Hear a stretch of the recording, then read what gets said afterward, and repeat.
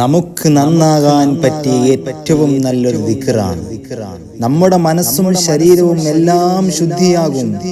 ഈ ഒരു ദിക്ർ ചൊല്ലിയാൽ അള്ളാഹു നമ്മുടെ ഖൽബിന് പ്രകാശം നിറച്ചു തരും. നമുക്ക് ചെല്ലാൻ അള്ളാഹു സുബ്ഹാനഹു വ തആല ഭാഗ്യം നൽകി അനുഗ്രഹിക്കുമാറാവട്ടെ. ഏതാണ് ദിക്ർ?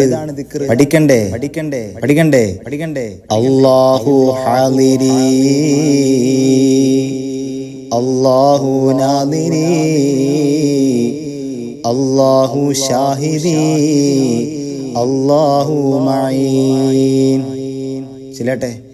അല്ലാഹു ഹാദിരി, അല്ലാഹു നാദിരി, അല്ലാഹു ഷാഹിദി, അല്ലാഹു മഈൻ. ഇതിന്റെ അർത്ഥം അറിഞ്ഞാൽ എന്താണ് ഇതിന്റെ അർത്ഥം? അല്ലാഹു ഹാദിരി, അല്ലാഹു ഹാദിറാണ്. അല്ലാഹു നാദിരി, അല്ലാഹു